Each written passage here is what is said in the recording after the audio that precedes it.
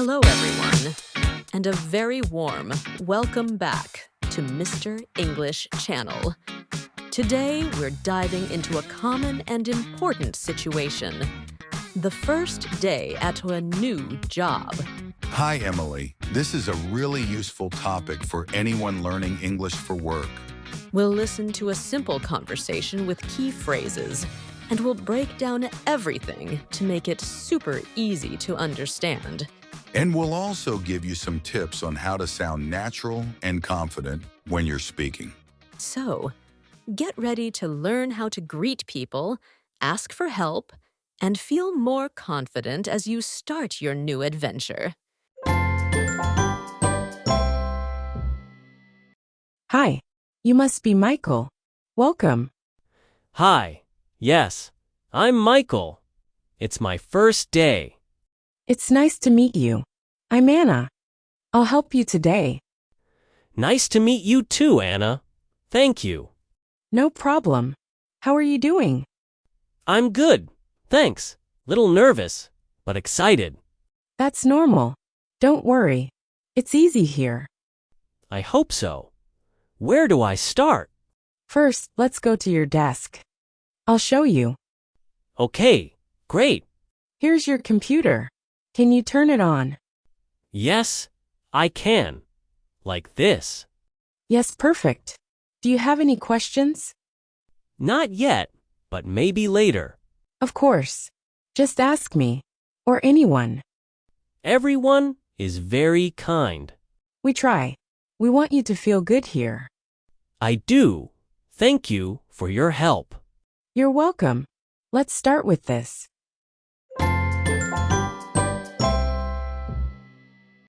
All right, let's dive deep into the first line of our dialogue. Hi, you must be Michael. Welcome. This is a very common and polite way to initiate a conversation with someone you're expecting, especially in a professional setting like a workplace. The phrase "you must be" is particularly interesting. It's used when you are fairly certain about someone's identity, but want to be polite and not make an assumption.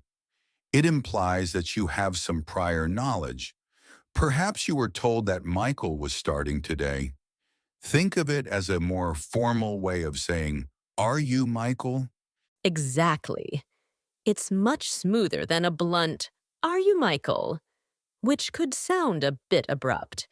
You might also hear this phrase used in other situations, like when a host greets a guest at a party. You must be Sarah, John's friend. And then we have the word "welcome." This is a universal expression of greeting and goodwill. It immediately makes the person feel comfortable and acknowledged. In a work context, it signals that the person is now part of the team or the company. It's important to note the tone here. When Anna says welcome, she likely says it with a warm and friendly intonation, perhaps even a smile. Nonverbal cues like these are crucial in communication as they convey emotions and intentions. A flat or monotone welcome could sound less sincere. Michael responds with, "Hi, yes, I'm Michael. It's my first day." This is a clear and concise way to confirm his identity and provide essential context. The word yes is a simple but vital word. It affirms Anna's statement and shows that Michael is engaged in the conversation. In English, it's generally good to give clear and direct answers, especially in initial interactions. A simple yes is often sufficient and polite. By adding "it's my first day," Michael immediately explains why he might be unfamiliar with the surroundings, the people, or the procedures. It's a way of preempting any potential awkwardness and setting expectations. It invites understanding and patience from his new colleagues. Again, consider the tone. Michael likely says this with a mix of politeness and perhaps a hint of nervousness or excitement. His body language might also reflect this. Maybe he's standing a bit stiffly or looking around curiously. He might also make eye contact to show he's engaged. Anna continues with, "It's nice to meet you. I'm Anna. I'll help you today." This is a standard and courteous way to introduce oneself and offer assistance. The phrase, "it's nice to meet you," is a fundamental expression used when meeting someone for the very first time.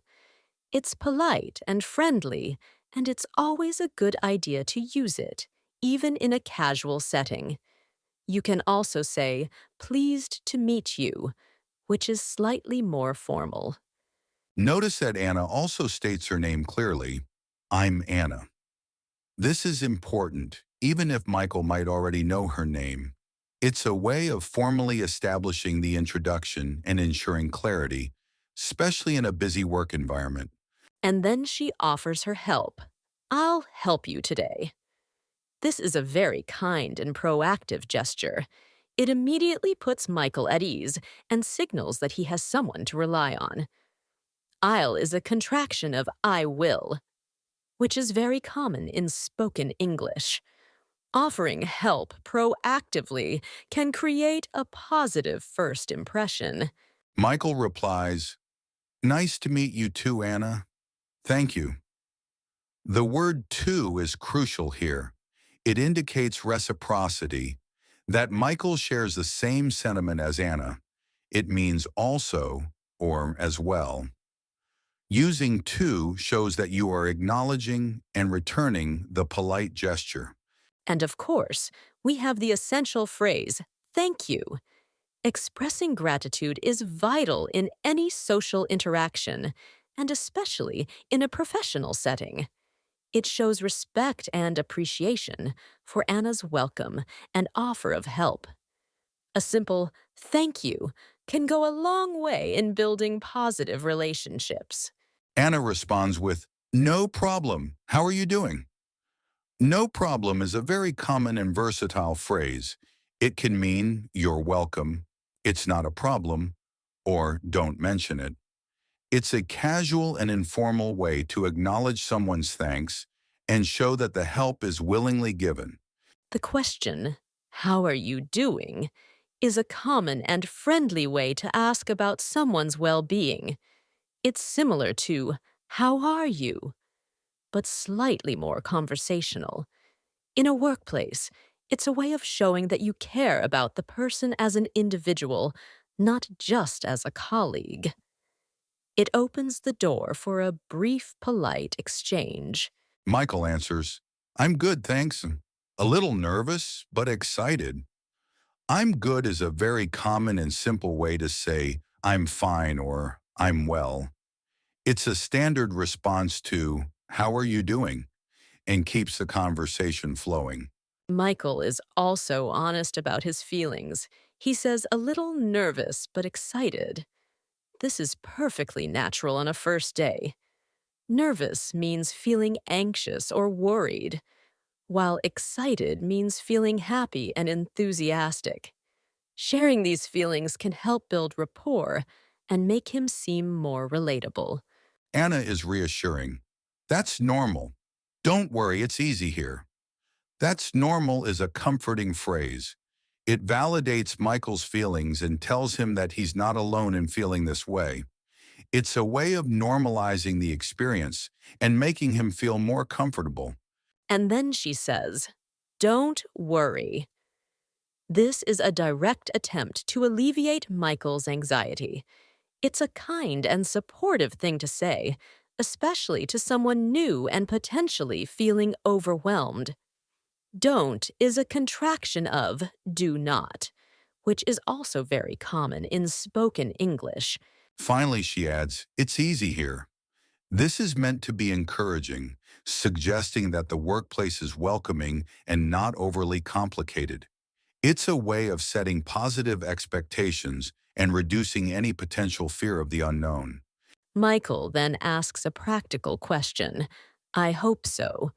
Where do I start?" "I hope so" is a short way of saying, "I hope that's true." It expresses Michael's desire for Anna's assessment to be accurate and shows his eagerness to begin his new role. The question, where do I start, is a very logical one on a first day. It shows that Michael is ready to get to work and is seeking guidance on what to do first. It's a proactive way of showing initiative.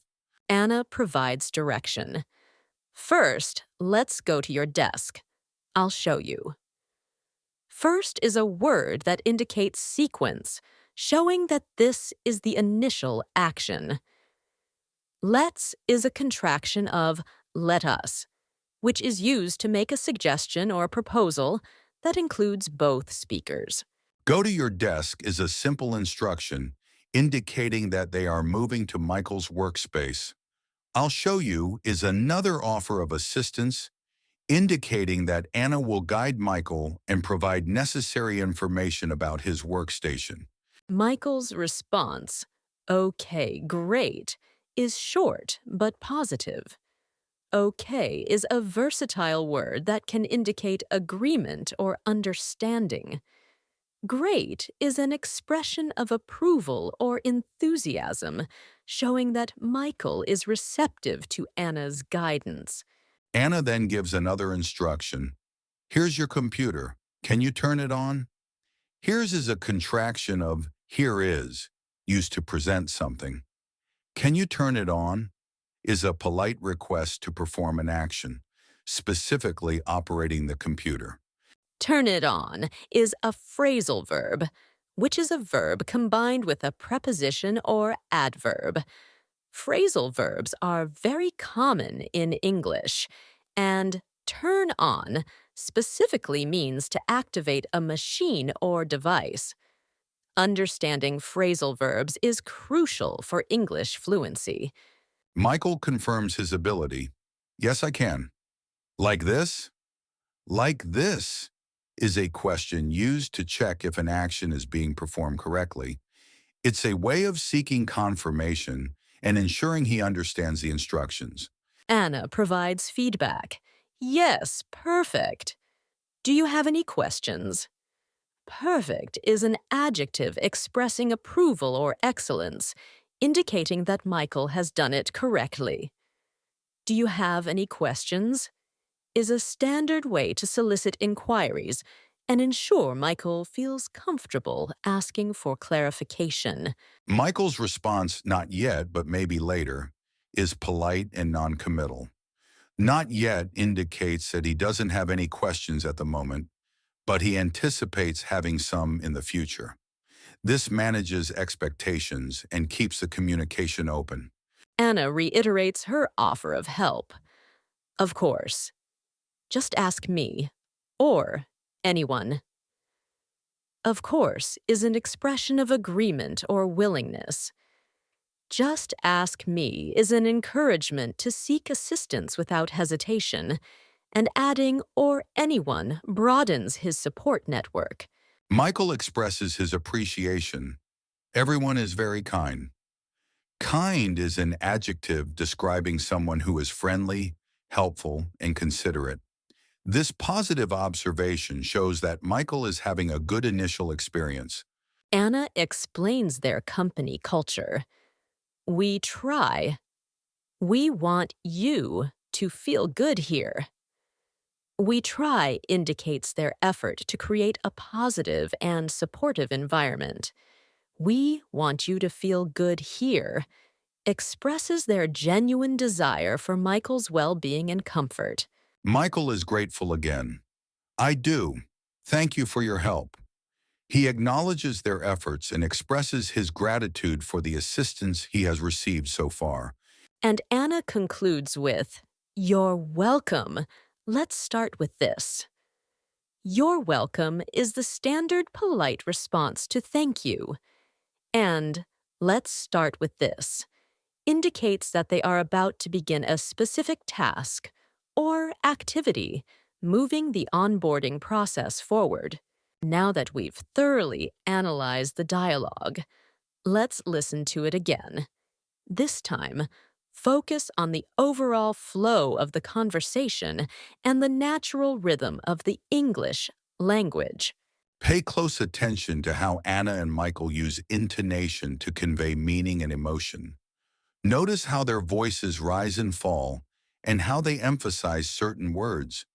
Try to feel the natural pauses in their speech. We strongly encourage you to practice this conversation yourself.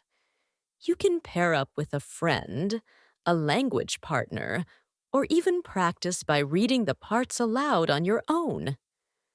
Focus on sounding as natural as possible. Try to mimic the pronunciation and intonation that you hear in the recording. This will help you sound more natural and confident when you speak English in similar real-life situations.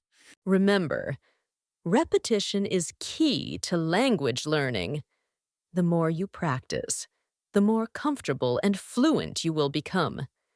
Don't be afraid to make mistakes. They are a natural part of the learning process. Hi. You must be Michael. Welcome. Hi. Yes, I'm Michael. It's my first day. It's nice to meet you. I'm Anna. I'll help you today. Nice to meet you too, Anna. Thank you. No problem. How are you doing? I'm good. Thanks. Little nervous, but excited. That's normal. Don't worry. It's easy here. I hope so. Where do I start? First, let's go to your desk. I'll show you. Okay, great. Here's your computer. Can you turn it on? Yes, I can. Like this. Yes, perfect. Do you have any questions? Not yet, but maybe later. Of course. Just ask me. Or anyone. Everyone is very kind. We try. We want you to feel good here. I do. Thank you for your help. You're welcome. Let's start with this.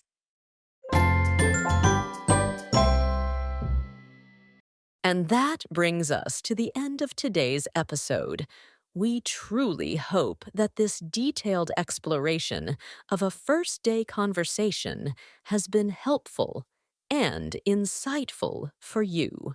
We believe that understanding the nuances of everyday English, especially in a professional context, is crucial for success in an English-speaking environment. Mastering these simple interactions can significantly boost your confidence. Remember, the key takeaways from this episode are not just the individual words and phrases, but also the importance of politeness, clarity, and effective communication, both verbal and nonverbal.